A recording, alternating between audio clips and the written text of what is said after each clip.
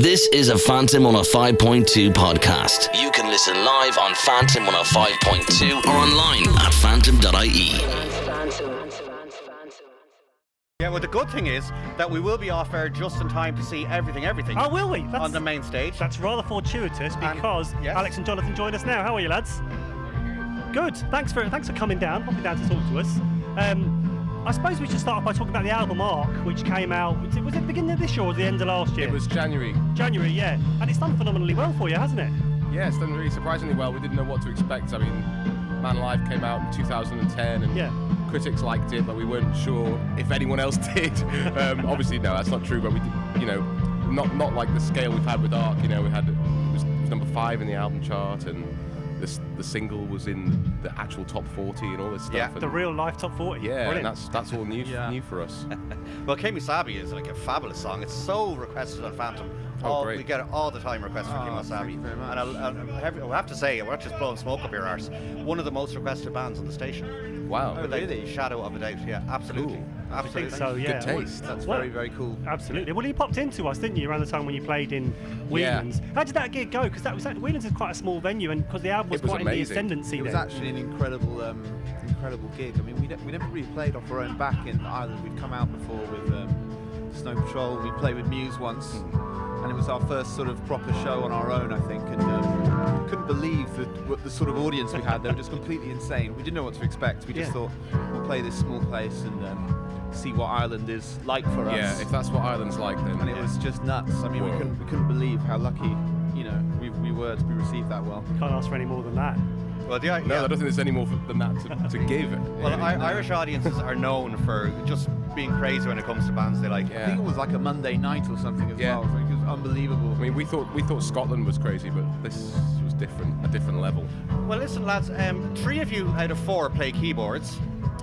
Yes. In fact, I think we all do now. Well, I was going to say, does Michael not feel a bit left out? No, he plays more than me. I've stopped and given it to someone else now, and Mike does. Hang on a second. You gave up playing keyboards. I play keyboards. What's wrong with keyboards? I just didn't want the big barrier there in front of me the whole time. No, right, okay. I thought anyone else could do it. When it's a singer, it's like you're in church and there's like a big sort of altar there. It just gets in the way. And you're quite energetic.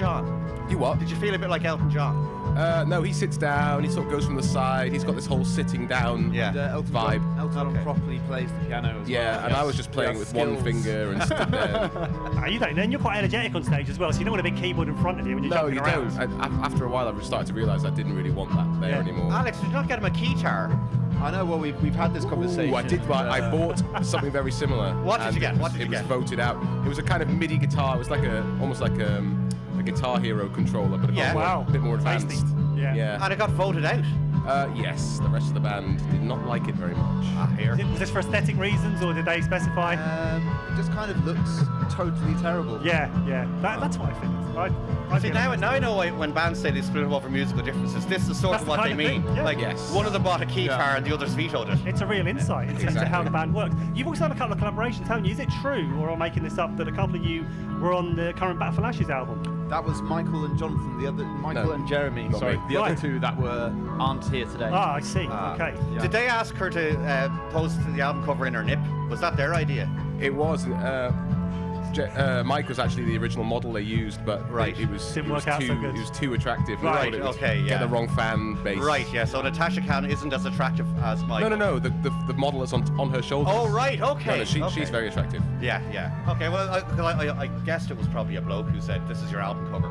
Well, she's quite adventurous, Natasha Khan. I think it's fair to say. I'd say she has full artistic control, John, over her album covers and comes up with the ideas. I would imagine. Well, so lads, what's up next for you guys? Because the album, as you say, came out in January. We're in June now. Is there going to be new stuff on the way in the near future, or are you even thinking about that? It's on the way. It's on the way in as much as.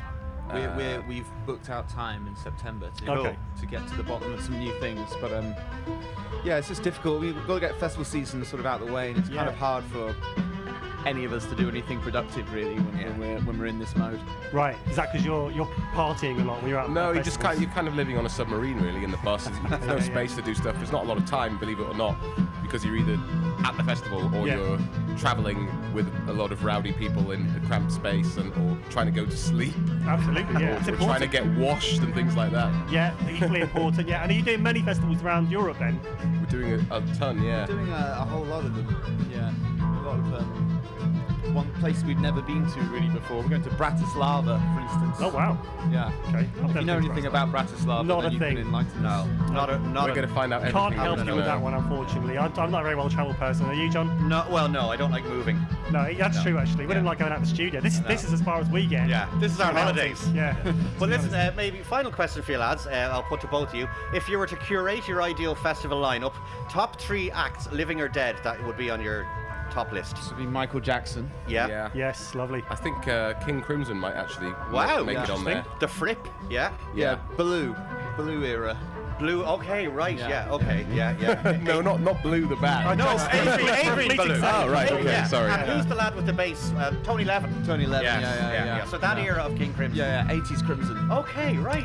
Just to clarify, the band Everything are not fans of the band Blue. Although our third act would be Blue. Okay, fair enough. Just to soften it up a bit after Crimson. That's a hell of a lineup, yeah. No, they opened. Well, I suppose we better let you get on. What time are you guys on? It's 6 o'clock. 6:15, I think. Oh, brilliant. Well, we're just off. Original stage. We'll pop down and have a go. Maybe half past. Yeah. Will you give us a shout out that people think we're famous? Yeah, we'll try. Brilliant. We'll try. Might get vetoed. Or even a wave. Oh, yeah. Well, if I see you with the keytar, I'll know you're the boss. Exactly. Thanks for listening to this Phantom 105.2 podcast. Visit us at phantom.ie for more. Phantom.